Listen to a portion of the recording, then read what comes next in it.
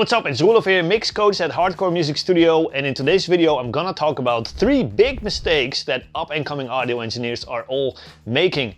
And it's basically 3 different areas where their priority is on the wrong thing, and it's holding them back from creating professional mixes first, but also from building successful careers in this industry. Alright, big mistake number 1 is prioritizing gear over skills. Here's the question for you. If you had to pick just one, what do you think will have the biggest impact on your audio career? Is it like a nice looking studio with a bunch of gear in it, and if you have that, or if you have mixes that sound very close to Zach Cervini's quality level? Now to me, that's like a simple question, right? With a very, very obvious answer. But in reality and in practice, I see a lot of people are actually picking the studio here, thinking that if they have a nice looking studio with a professional appearance, people will be happy to book with them and happy to work with them. But the harsh truth is that in this industry, your skills and the results that you can give people is really the only thing that matters. And if you cannot make professional records with just simple gear, just like a simple interface with simple microphones and regular preamps and whatnot, if you can't make pro records with that type of stuff, you cannot make pro records in the best equipped studio out there. It's simple as that. Because that will be like putting me in like a professional, well-equipped kitchen versus putting like an actual professional chef cook in just my regular, ordinary kitchen downstairs here. Because me personally, I am like the worst cook you will ever see. Like people in my surroundings will confirm that I just cannot cook. I'm overwhelmed by it. I have no recipe to follow. I have no idea what I'm doing, right? And so putting me in like a well-equipped kitchen is just not gonna change that, right? I still won't be able to put a good tasting meal on the table for you. But if you put like a professional chef cook in my super ordinary regular kitchen downstairs here, then within an hour, you're gonna have something on your plate here that's just gonna be absolutely delicious. And too many times I get in touch with people that want to learn more about recording and mixing, and they wanna quit their job and build a studio business and chase some big lofty goal. And I love the big goals, I'm all for that. And then those guys will tell me that they're kind of like me in the kitchen, right? It's like they don't have a process to follow. They're not confident in their work. It sounds like a demo and they're charging low rates and there's no way they can make this jump happen, right? And they want to break free of that. And then they'll tell me like, well, all this time, I've been focused on building this amazing looking kitchen, right? And this kitchen is gonna have nice preamps. It's gonna have a mic locker worth several $1,000s. And that makes me wonder, like, why is building the kitchen the priority here? Why is learning how to cook only the second thing that you think of? It's like when you change the profession, all of a sudden it really doesn't make sense anymore, right? So when we go back to the studio, like learning how to set up instruments and learning how to pick the right string gauges, pick the right drum heads, pick the right cymbals and drum sizes for the song that you're about to record, learning what type of microphone you have to use, where to put it and why, learning how to capture great performances and all that stuff, all of that is going to have a much bigger impact on the end result than the piece of gear or preamp that you've used and what kind of kitchen you're in, right? Now ideally you want to be like a chef cook and have all these high level skills, and you want to have the amazing looking kitchen, right? So in our case, you want to be a pro audio engineer and have the amazing studio. But of course, in real life, it doesn't work like that. You simply don't start your career by having both of these in place at the same time. It's just not gonna happen. And so you basically have 2 options here. You can either focus all your time, attention, and money towards building your, kitchen or studio in our case, and getting all the equipment and all that stuff. But you have to realize that you're still producing just mediocre food, and nobody is really enjoying that food, and it's not really building your reputation in a good way, no matter how great your kitchen looks. So the second option is that you put all your focus and attention on your skills and you really focus on becoming that chef cook, and you just slowly build the kitchen as you go.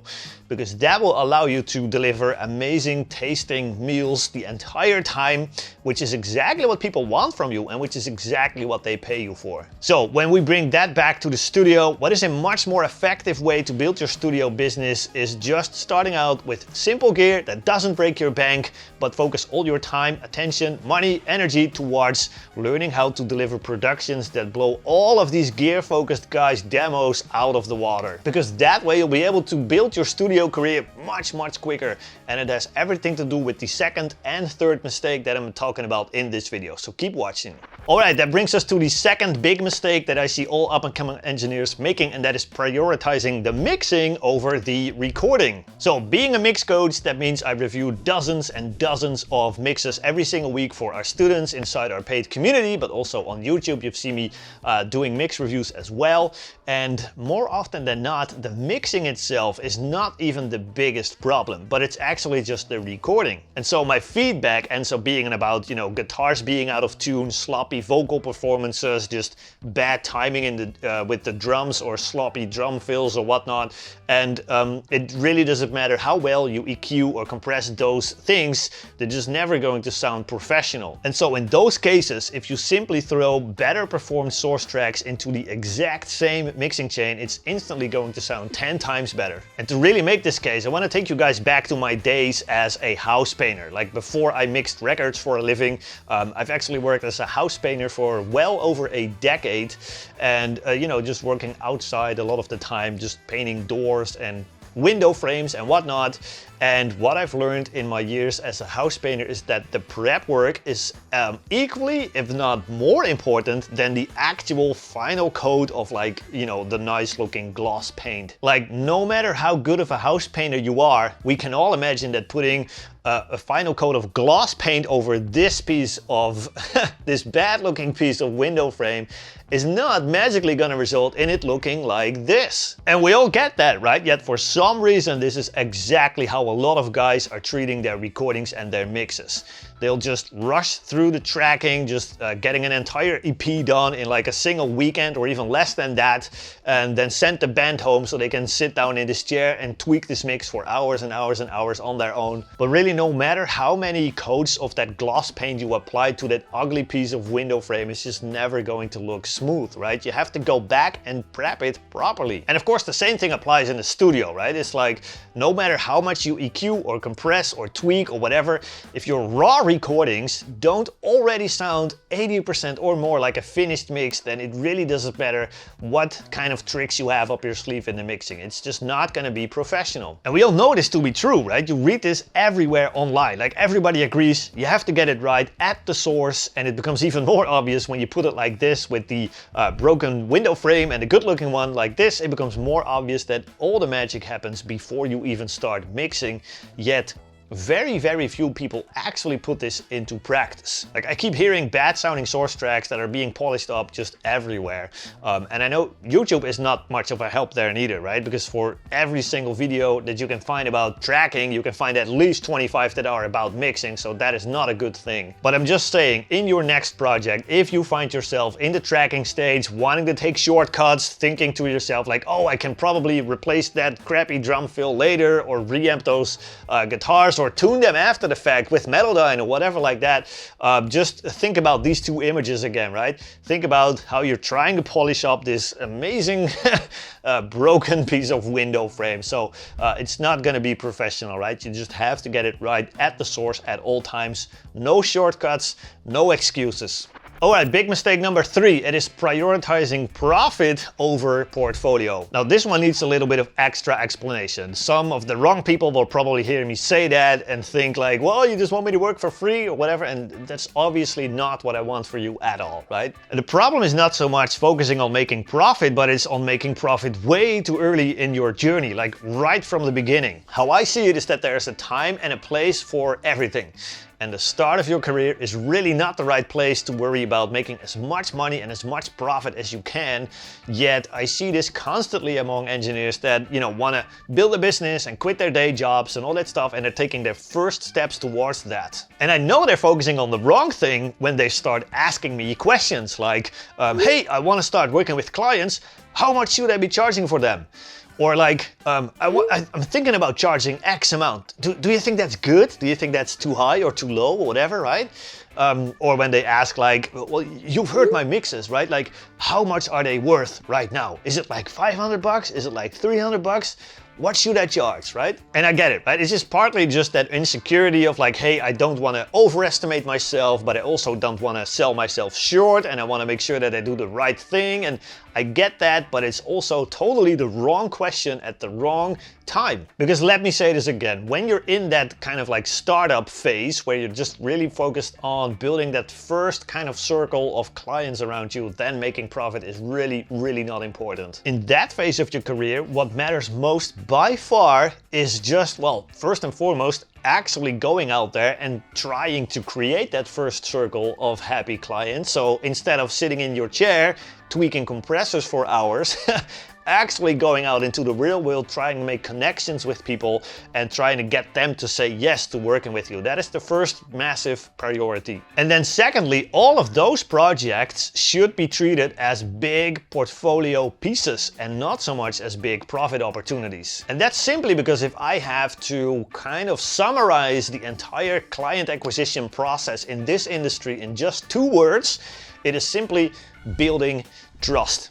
That's all that it is, building trust. People will simply not hire you without being fully convinced that you can get them a record that sounds better than what they can do on their own or what the guy next door will get them. But once they have that trust in you, they'll happily pay you whatever number you throw at them. It's like we have guys inside our community that are charging $600 or more for just mixing per song. They're getting 0 pushback from their clients, and it's all because they have earned that level of trust. So the next logical question then becomes, well, how do you earn that level of trust? Right? And the first step is obviously to have massive skills, and the second step is to have massive proof of those skills in the shape of an insane sounding portfolio. And a portfolio that has nothing but amazing sounding records on it, because without it you simply do not exist in this marketplace. And it's really up to you to build that proof of your skills. Then the next question becomes, well, how do you get that ball rolling? How do you start working with clients when you don't have that portfolio and when you don't have that proof of your skills just yet? And the answer to that is obviously you focus on making as much money as you possibly can. Obviously, that is not the right answer, right? You see what I'm getting at here, okay? It's like in this startup phase, it's not about profit, but in this startup phase, it is really all about investing. So I'm talking about investing your time, your money, and your energy towards building, the skills and getting the necessary gear and the knowledge and putting in the time to practice and all of that stuff. And just make sure that you get to that point where you can make a great sounding record. And once you can make a great sounding record, the investing doesn't stop, unlike what a lot of people seem to think. Because from that point on, you invest all your energy and your time into building that portfolio. And if that means having to do an occasional free project to get your foot in the door and to build that portfolio, I would say that it's absolutely perfectly fine. Just remember that this is not the end game here. You're not always going to be working for free. You're simply investing in building proof and building that portfolio. And once you have a circle of people around you like that, like happy customers that will vouch for you and they will happily send their friends your way, then of course raising your rates and making more money and etc. becomes the next logical thing to focus on. And now don't get me wrong, while you're building that portfolio, it is not bad to charge money and to always aim for making more money. But before you have that circle of clients and a kick-ass portfolio full of tracks that literally sound radio ready, the profit and the money should not be your main priority. You kind of consider it more as like a bonus, but the main priority is really just building that proof, establishing yourself as a trustworthy engineer that is capable of delivering radio ready records. That is your first main focus. So depending on where you are at right now in your journey, your focus just has to shift massively, right? So if you're still trying to get your foot in the door, trying to get that portfolio going, trying to build that circle of happy customers around you, your focus should be on your skills, on building that portfolio, making sure that you can get to that place where your mixes sound radio ready. That's your main and only goal at this point. And if you're in that phase of your career where people already know, like, and trust you, and they're coming to you for your work because they've heard your portfolio and stuff like that, then of course your focus should be more on charging higher rates and making more profit. So those are 3 big areas that I see audio engineers focusing on the wrong thing, and now you don't have to be one of them. If you want to see more mistakes to avoid, and in this case particularly about mixing, check out this video right here, and I'll see you in the next one.